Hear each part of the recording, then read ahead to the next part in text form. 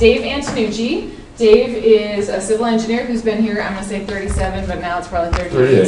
38 years. See, I got to change my memory here. 38 years at Lake Tahoe, and formerly or currently on the Tahoe Resource Conservation District Board, formerly, and thank goodness, yeah, tough times there. And so let's give him a warm welcome. This is Dave Antonucci. Well, thank you. I see a few familiar faces out here, and good to see you again. I've got about 40 minutes now where I'm going to give you a quick overview of Lake Tahoe. We're going to touch on the cultural and environmental history, and then I'm going to hit just a few of the most frequently asked questions that people have about the lake that you'll probably get, and hopefully dispel some myths too. I always like to start off by talking about Mark Twain coming to Lake Tahoe, because he's probably the most famous person that ever came to Lake Tahoe. He came actually over the mountains just east of here, and came down into Crystal Bay, rode across Crystal Bay, and tried to stake a timber claim near Tahoe Vista.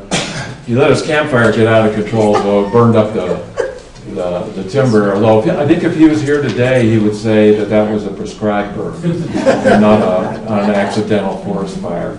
So, but he wrote about it. If you've read his book, Roughing It, then you know that there's a couple chapters there in which he writes about Lake Tahoe, and he's very fond of it and kind of opened Lake Tahoe up to the rest of the world.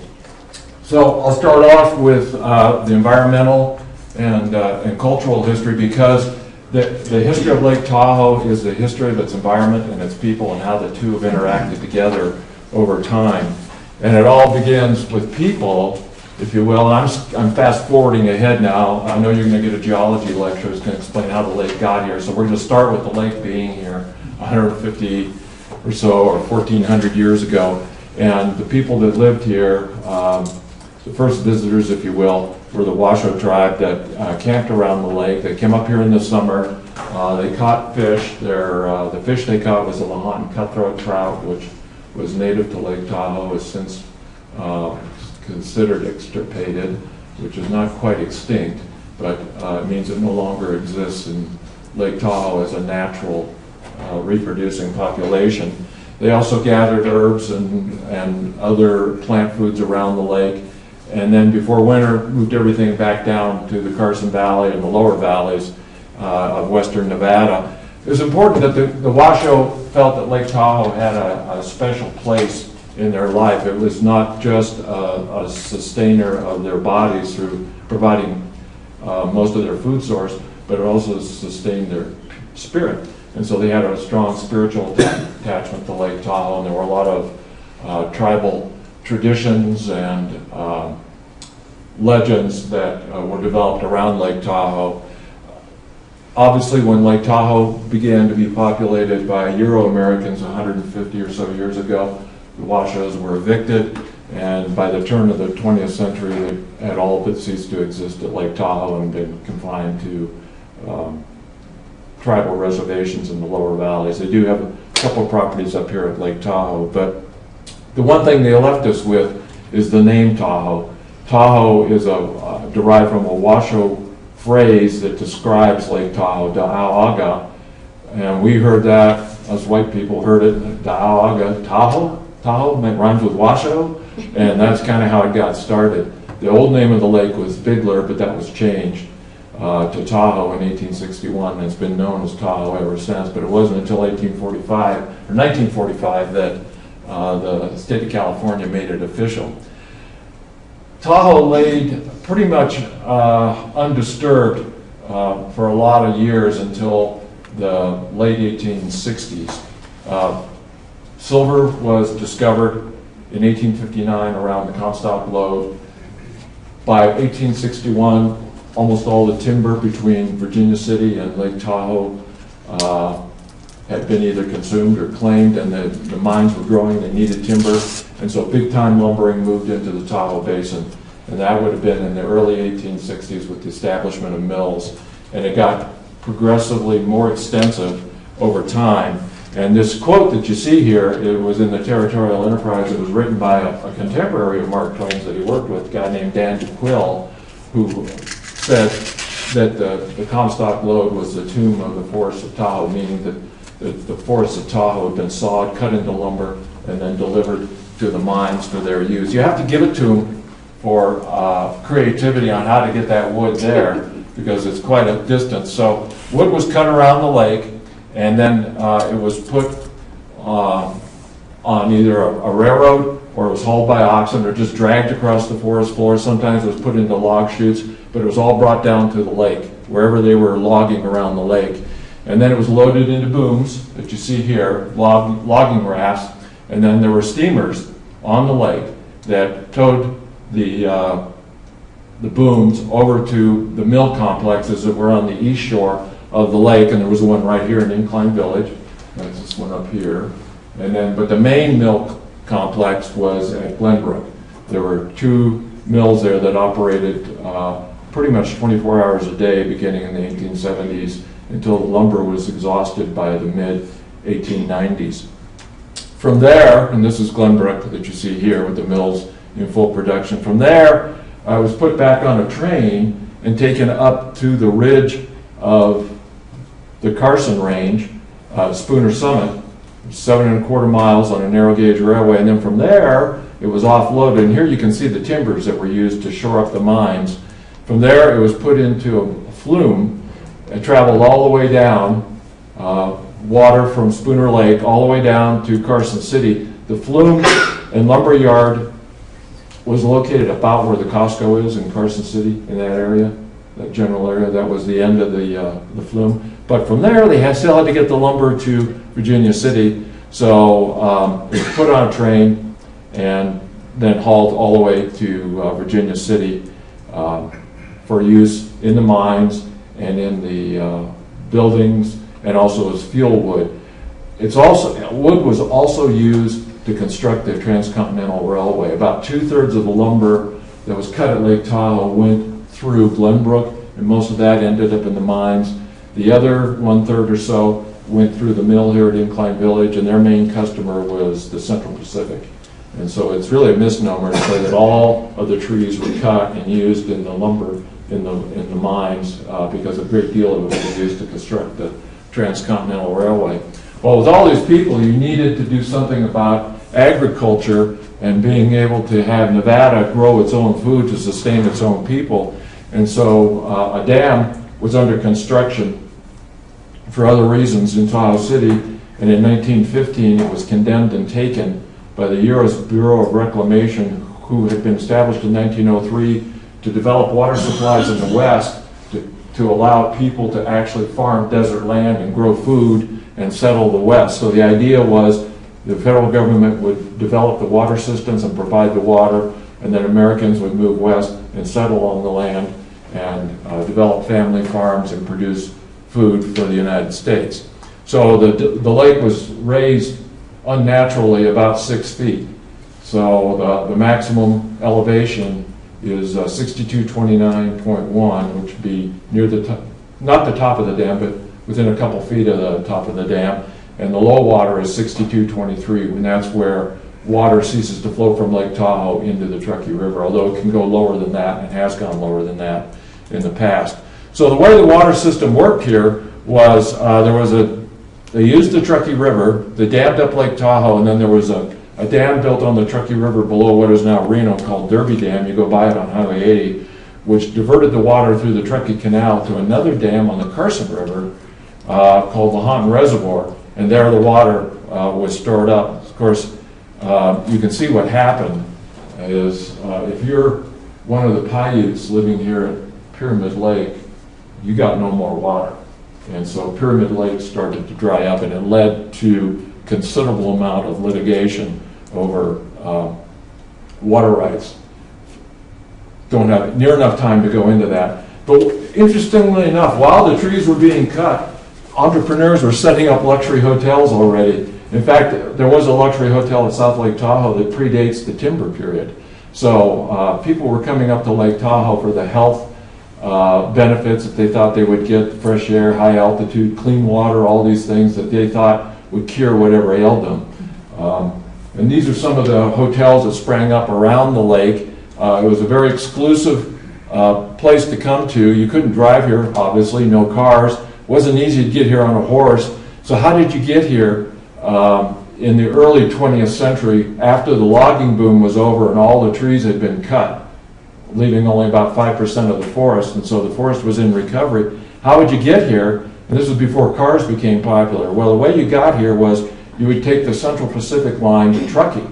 And then in Truckee, you would get on a narrow gauge railway, the same narrow gauge railway that was used to haul the logs from Glenbrook just a few years earlier up to Spooner Summit was relocated over here by the same family that owned the mills, and they established a resort hotel in Tahoe City called the Tahoe Tavern. If you weren't staying there and you needed to get to one of the other hotels, what you did then is you got on one of the company steamers, and this one you see here is the steamer Tahoe, which is the most famous of all of them, but there were others that encircled the lake, and this steamer then would take you around the lake and drop you off wherever you were staying. It would also carry mail, deliver freight, pick up passengers, and it would do an entire circling of the lake in about 8 hours. And it would do this every day. And this is how you got around at Lake Tahoe. There were still roads. In fact, even in the early 20th century, there was a road around Lake Tahoe, except from Glenbrook to Incline Village, this one spot here. But by 1925, the road was complete and cars were becoming more popular. So this method of transportation died in 1943. The rails were ripped up for scrap and recycled, and the trains were sent to museums, one of which is down at the museum in Carson City at the Train Museum. The other engine is in Nevada City on display. Well, while you were here, what did you do? Well, mainly people from Virginia City, but mostly San Francisco came here. And it wasn't so important to come to Lake Tahoe. It was more important to be seen at Lake Tahoe and have it reported back in the newspapers where you were. So people in San Francisco would come up in the summer to escape the cold and the fog of San Francisco, and then people in Virginia City would come up to Tahoe to get out of the heat. So they all had their reasons here. But it was all a life of leisure. You might sit out on the veranda and meet with your friends from San Francisco. And you might, if you were really brave, go wading like these people did, although you wouldn't go swimming. And the reason you would not go swimming is because you believed, like everybody else, it was impossible to float in Lake Tahoe. True. It wasn't until 1915 that that myth became dispelled and a person proved that you could swim in Lake Tahoe. So prior to that, and these people here, you say they're not swimming, they're just standing on the bottom. They wouldn't dare take their feet off the bottom because you would sink for sure. But that was a popular myth. They thought it was because of the altitude that the water was less dense and therefore you couldn't float. So that's a pretty funny story. A lot of people come up here for health reasons. They have what was called consumption, which we call today tuberculosis. And they come up here and felt that the dry, clean, fresh air, high altitude would cure whatever ailed them, and so they would also come here. In fact, Mark Twain wrote about coming up here once to cure a cold. Well, following World War II, the place really started to grow. We had returning GIs, a roaring economy in California, and more hotel, motel facilities began to be built. The basin was now accessible in the 50s by car. People would come up and car camp, and it was poised now to grow. And one of the things that happened, but didn't necessarily cause the growth, was the 1960 Winter Olympics that were held in Squaw Valley and on the west shore of Lake Tahoe. A lot of people say the Olympics caused the growth. That's not true. It's actually a fallacy called post hoc ergo propter hoc, meaning because of this, that, meaning most people think because two things happen about the same time, they're somehow related, that one thing caused another. When in fact what was happening is there was a very strong economy in California. There was a high population in California. People had more leisure time. Salaries and wages were high. They had young families. The economy was just right for the development of resort real estate. They now had the time and the economic ability to invest in resort real estate, and that was the response that happened at Lake Tahoe. Is there was a high demand for people to build their cabin in the woods, and it could be done fairly cheaply. You could buy a lot for a couple thousand, and for less than 10,000 bucks, you could get a 2-bedroom cabin built on a lot in somewhere at Lake Tahoe.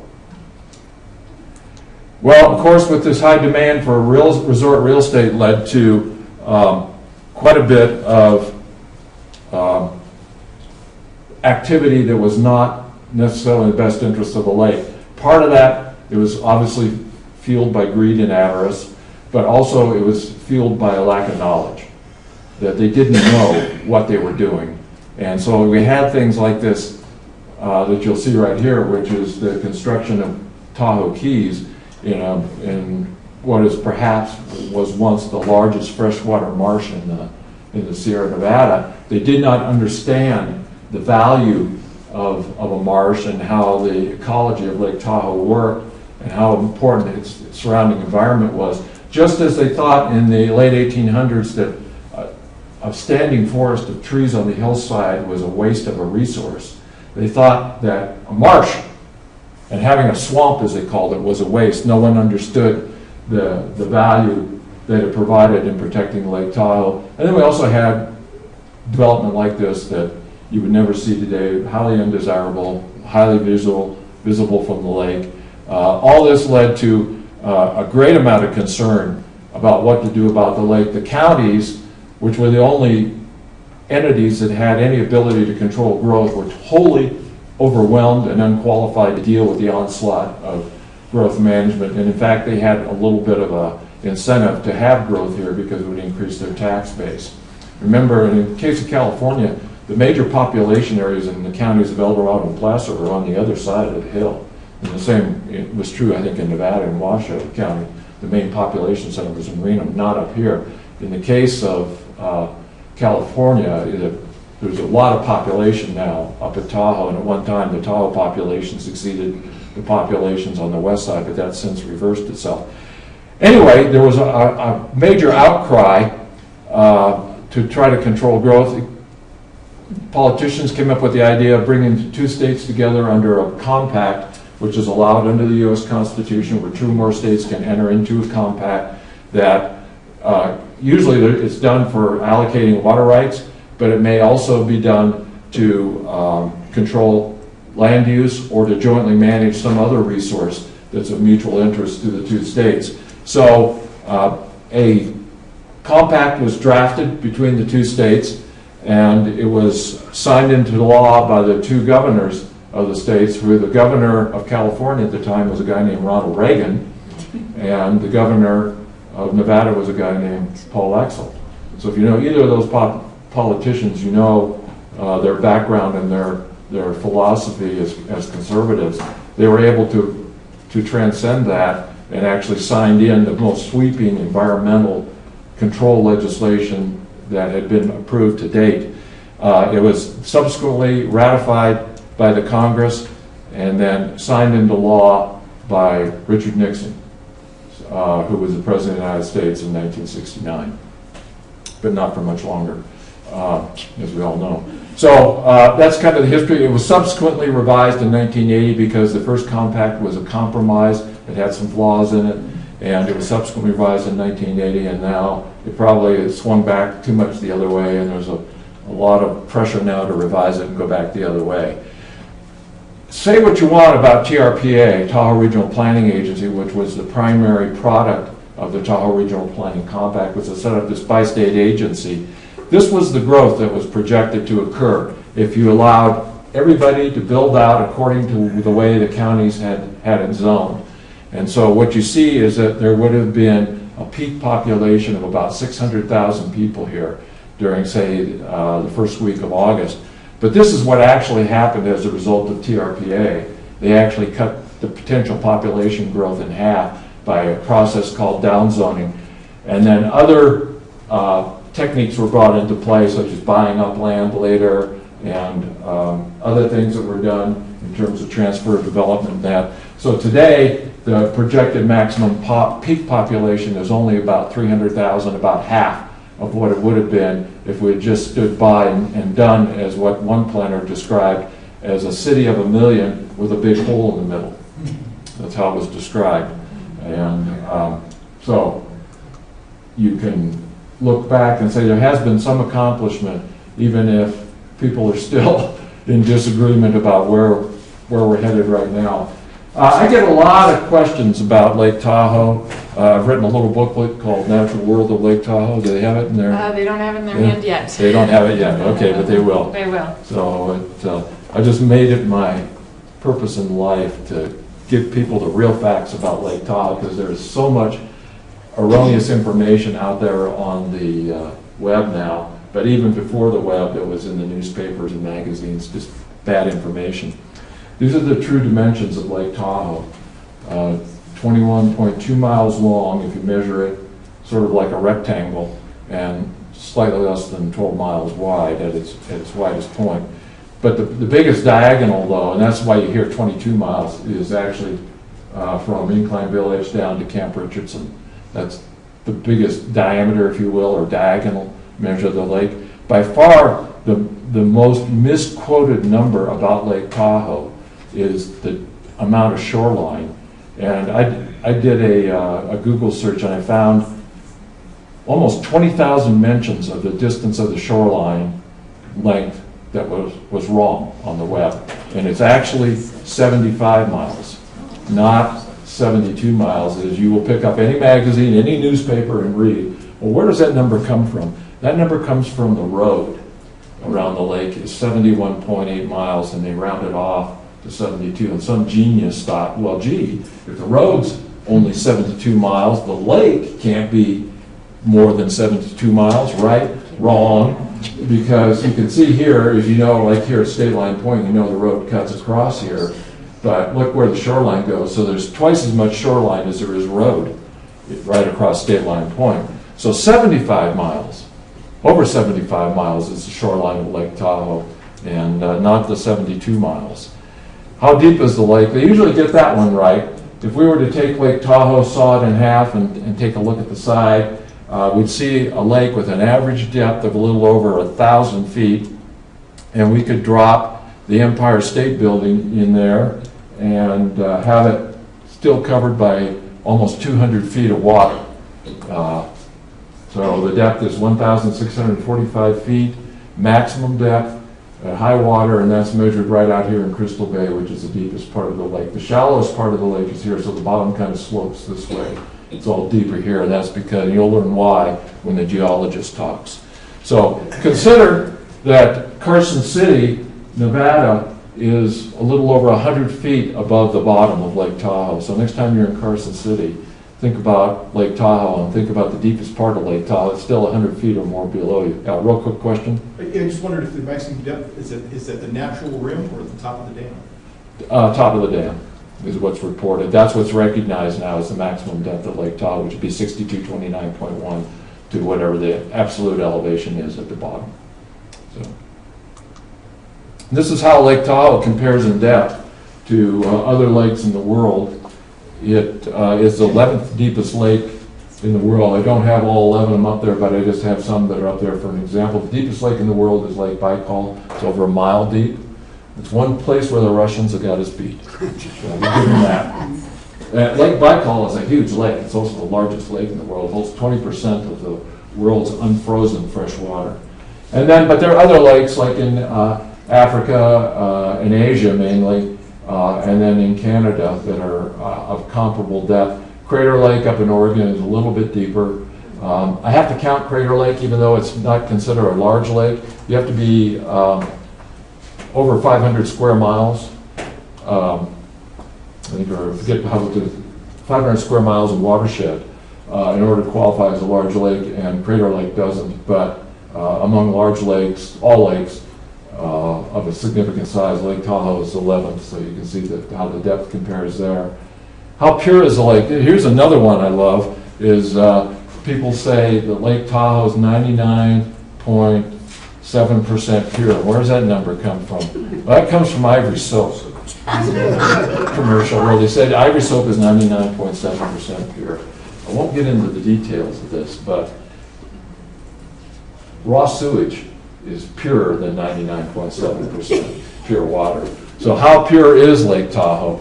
Well, try 99.994% pure water, which means about 60 parts per million of dissolved minerals in the water out of a million parts is what's in Lake Tahoe. If this pool was full of Lake Tahoe water and you dried it all out, how much residue would be left? About 3/4 of a teaspoon.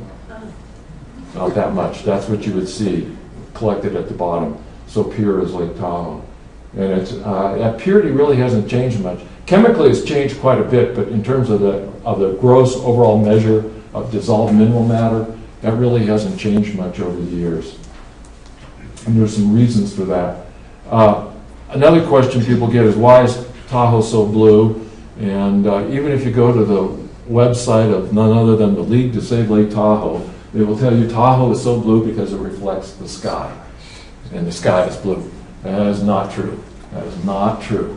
And they know it, but they don't fix it. And I don't know why. But Lake Tahoe really has different colors, but those colors are determined by a unique property of water that when sunlight penetrates into deep, clear water like Lake Tahoe, certain colors in the spectrum are filtered out within a few feet. So like the red, you can't see it too well because of the color correction from the projector, but the green, the yellow, they're filtered out in the first 20 or 30 feet of water.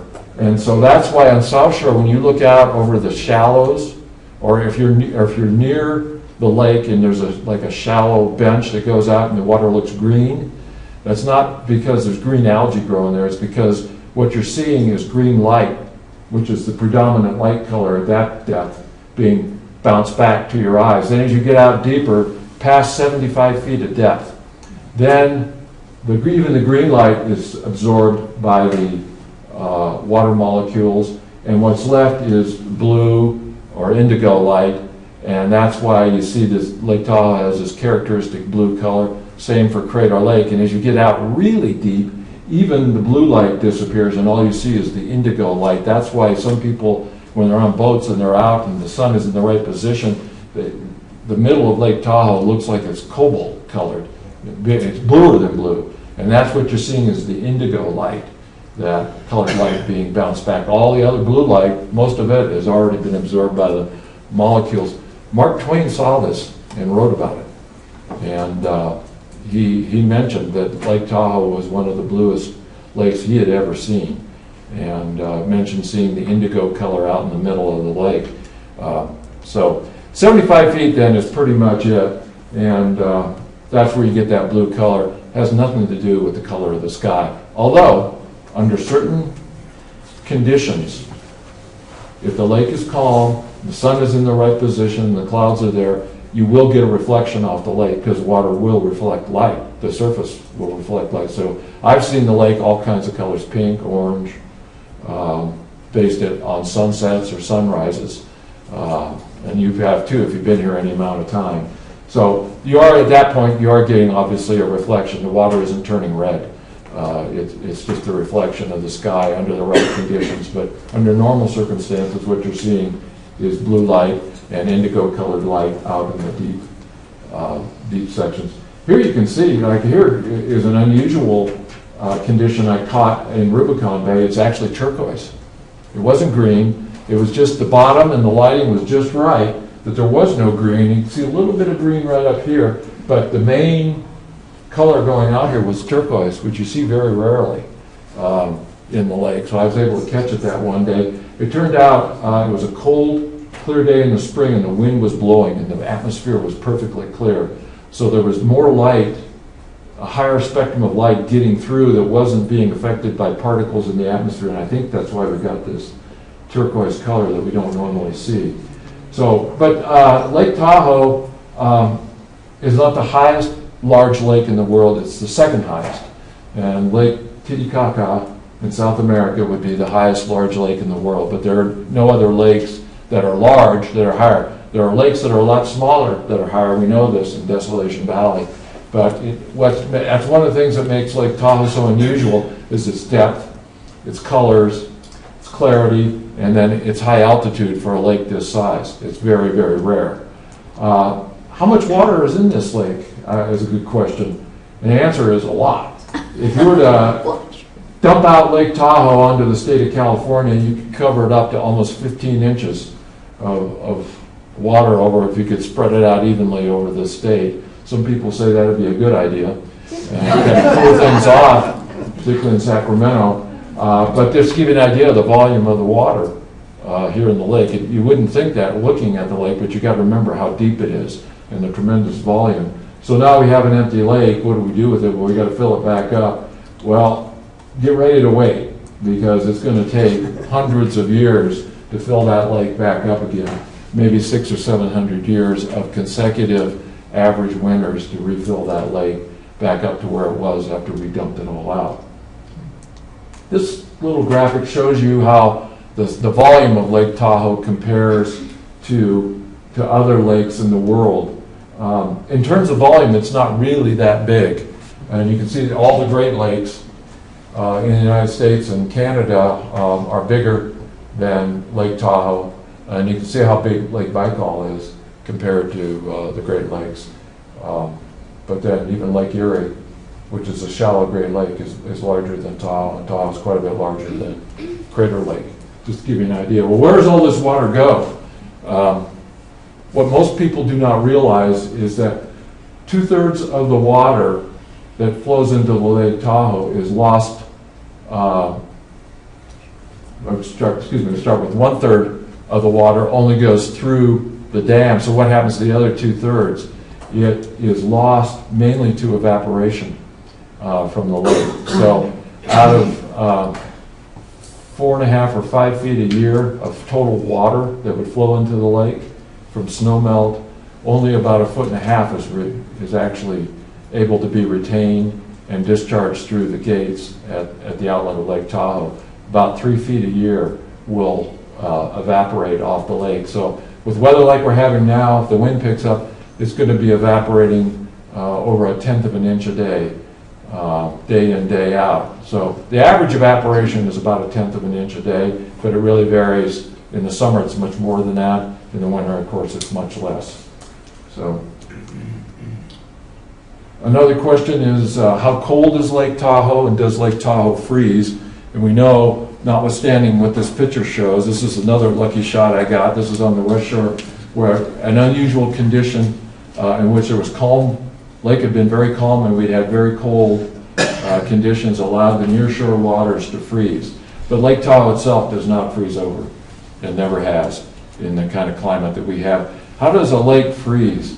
Well, it's just another unusual property of water, that for a lake to freeze, all the water has to be chilled down to 39 degrees. And when it reaches 39 degrees, it reaches maximum density.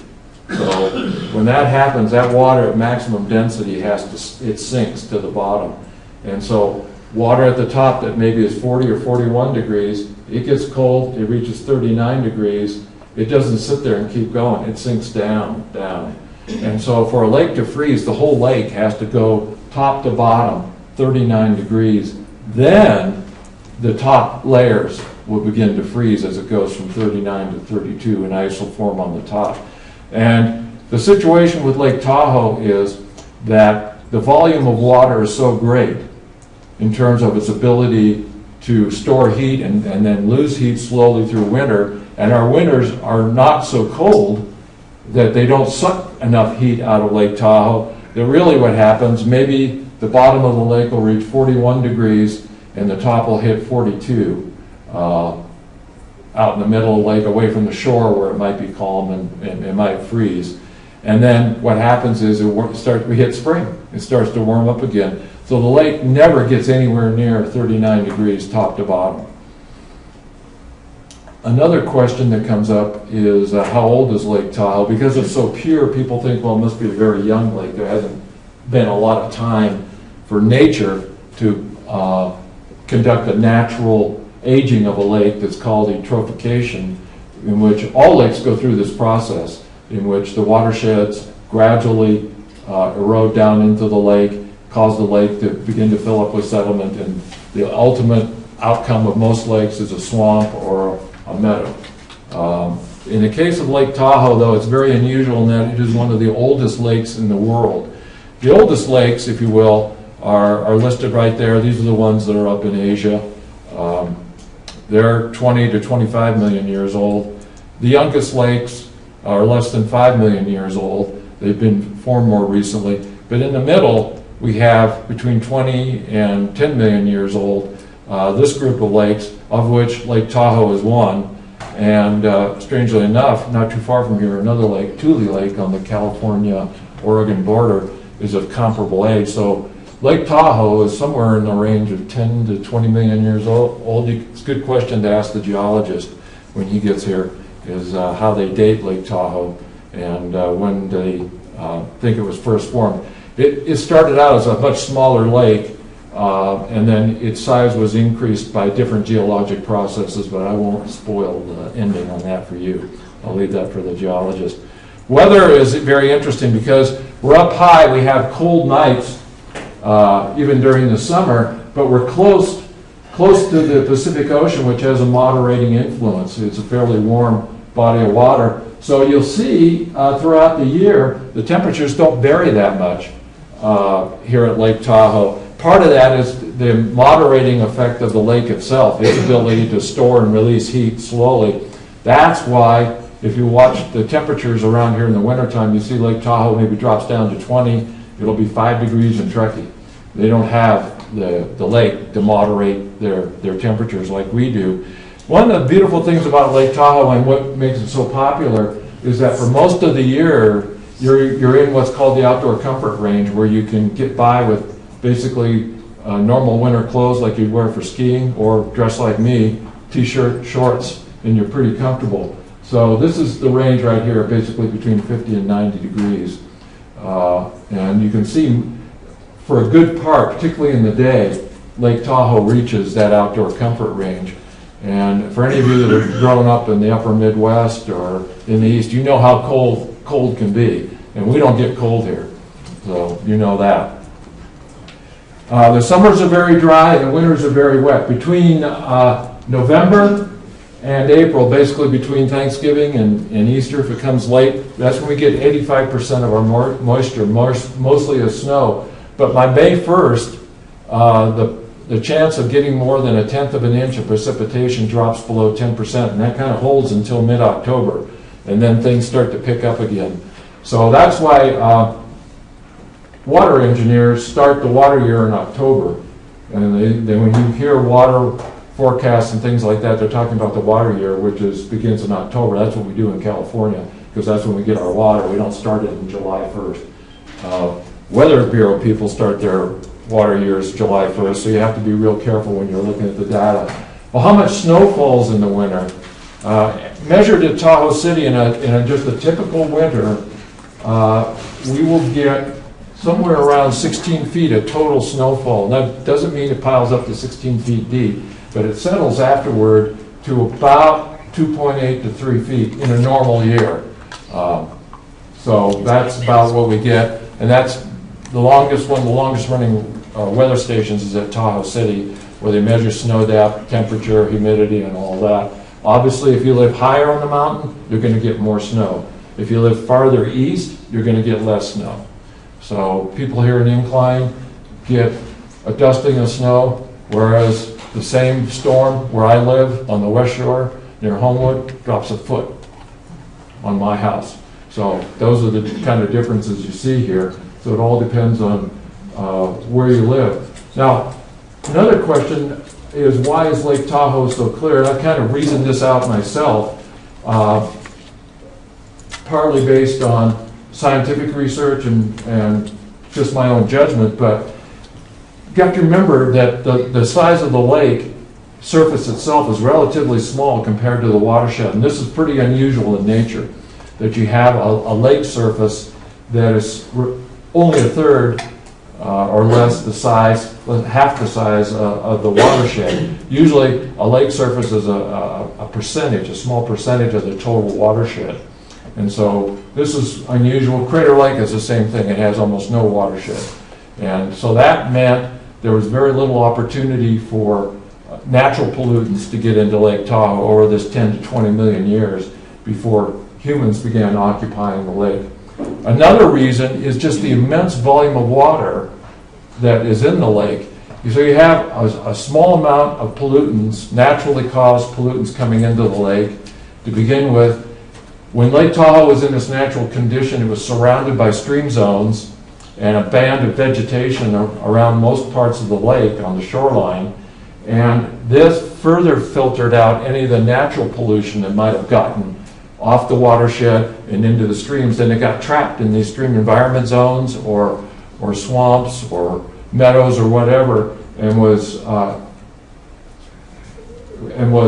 removed from being having an effect on the lake.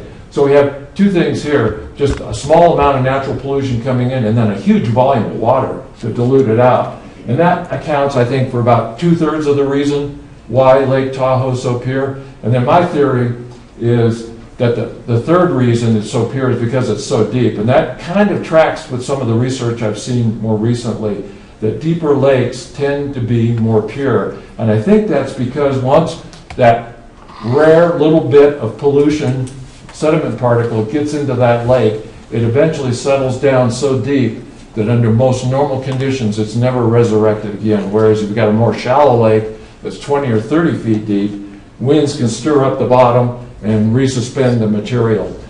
This lake does mix, and from every few years you will get bottom water brought to the surface. But I don't think the mixing is so severe that it stirs up the bottom sediments. In fact, actually the sediments are kind of sealed off once they get down there. So those are my three or four reasons why I think Lake Tahoe is so pure. The thing that Tahoe is known for is its clarity, obviously. Purity leads to clarity. Clarity and purity go hand in hand, of course.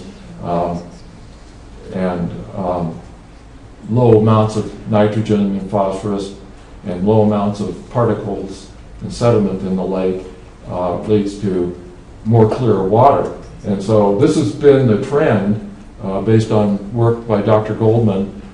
Lake Tahoe, as you know, has lost some of its clarity. At one point, it had lost about 40 feet, but I think it's now leveling out, and I think I'll leave the question to the scientists in the back of the room to answer whether they think this is a long-term trend or if we're just seeing a short-term effect here. But I think everybody agrees, for whatever reason, the loss of clarity seems to be slowing down anyway, compared to the 1 foot a year that we were seeing during the 1970s and 1980s when we had a lot of growth underway.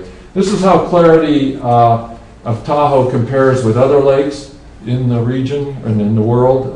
Again, these are all deep lakes, again, so you got that commonality of having a lot of depth in these very clear lakes. Now, I show Lake Tahoe as being somewhere around 75 feet, which is about its most recent average clarity, but I think it was in history much more clear prior to the logging and the development. There were not any good clarity measurements made prior to Dr. Goldman in the late 60s.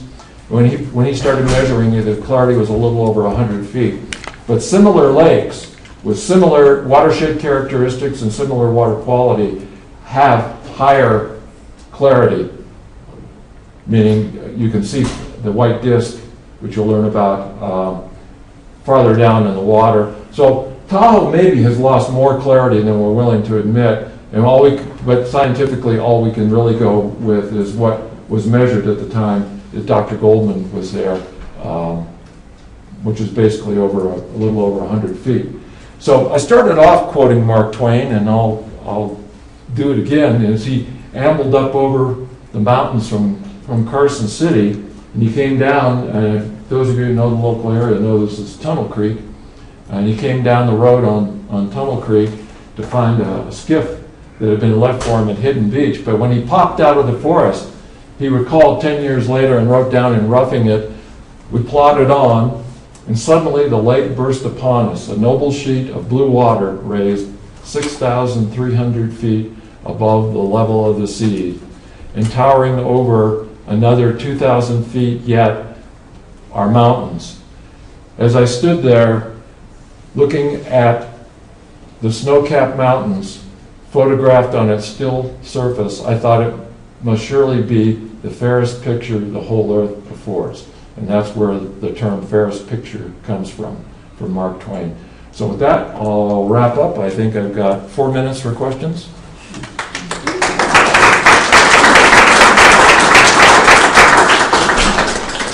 All right.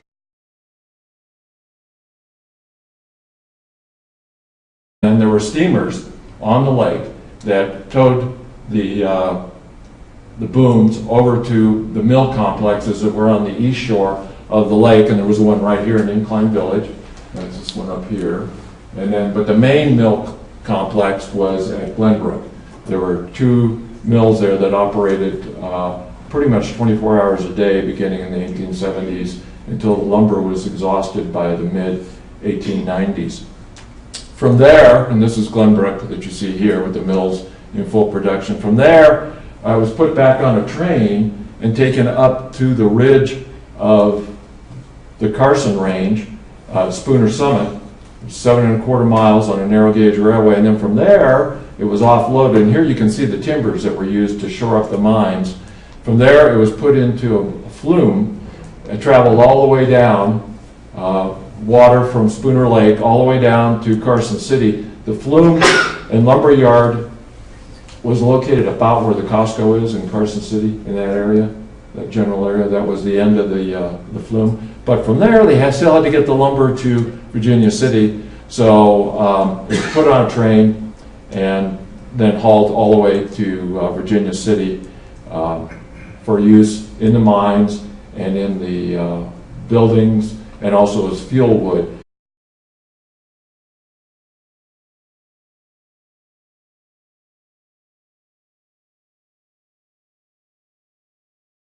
Dave Antonucci. Dave is a civil engineer who's been here, I'm going to say 37, but now it's probably 38. 38 years. See, I got to change my memory here. 38 years at Lake Tahoe, and formerly or currently on the Tahoe Resource Conservation District Board, formerly, and thank goodness, yeah, tough times there. And so let's give him a warm welcome. This is Dave Antonucci. Well, thank you. I see a few familiar faces out here, and good to see you again. I've got about 40 minutes now where I'm going to give you a quick overview of Lake Tahoe. We're going to touch on the cultural and environmental history, and then I'm going to hit just a few of the most frequently asked questions that people have about the lake that you'll probably get, and hopefully dispel some myths too. I always like to start off by talking about Mark Twain coming to Lake Tahoe, because he's probably the most famous person that ever came to Lake Tahoe. He came actually over the mountains just east of here, and came down into Crystal Bay, rode across Crystal Bay, and tried to stake a timber claim near Tahoe Vista. Tahoe laid pretty much undisturbed for a lot of years until the late 1860s. Silver was discovered in 1859 around the Comstock Lode. By 1861, almost all the timber between Virginia City and Lake Tahoe had been either consumed or claimed, and the mines were growing, they needed timber, and so big-time lumbering moved into the Tahoe Basin.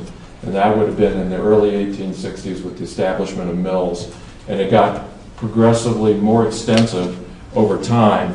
And this quote that you see here, it was in the Territorial Enterprise. It was written by a contemporary of Mark Twain's that he worked with, a guy named Dan DeQuille, who said that the Comstock Lode was the tomb of the forests of Tahoe, meaning that the forests of Tahoe had been sawed, cut into lumber, and then delivered to the mines for their use. You have to give it to them for creativity on how to get that wood there, because it's quite a distance. So wood was cut around the lake, and then it was put on either a railroad, or it was hauled by oxen, or just dragged across the forest floor. Sometimes it was put into log chutes, but it was all brought down to the lake, wherever they were logging around the lake. And then it was loaded into booms that you see here, logging rafts, and this campfire get out of control, so it burned up the timber. Although I think if he was here today, he would say that was a prescribed burn and not an accidental forest fire. So, but he wrote about it. If you've read his book, Roughing It, then you know that there's a couple chapters there in which he writes about Lake Tahoe, and he's very fond of it and kind of opened Lake Tahoe up to the rest of the world.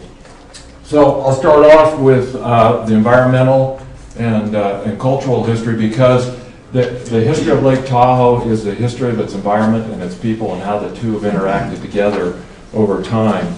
And it all begins with people, if you will. And I'm fast forwarding ahead now. I know you're going to get a geology lecture that's going to explain how the lake got here. So we're going to start with the lake being here 150 or so, or 1,400 years ago. And the people that lived here, the first visitors, if you will, were the Washoe tribe that camped around the lake. They came up here in the summer. They caught fish. The fish they caught was the Lahontan cutthroat trout, which was native to Lake Tahoe, is since considered extirpated, which is not quite extinct, but it means it no longer exists in Lake Tahoe as a natural reproducing population. They also gathered herbs and other plant foods around the lake, and then before winter moved everything back down to the Carson Valley and the lower valleys of western Nevada. It was important that the Washoe felt that Lake Tahoe had a special place in their life. It was not just a sustainer of their bodies through providing most of their food source, but it also sustained their spirit. And so they had a strong spiritual attachment to Lake Tahoe, and there were a lot of tribal traditions and legends that were developed around Lake Tahoe.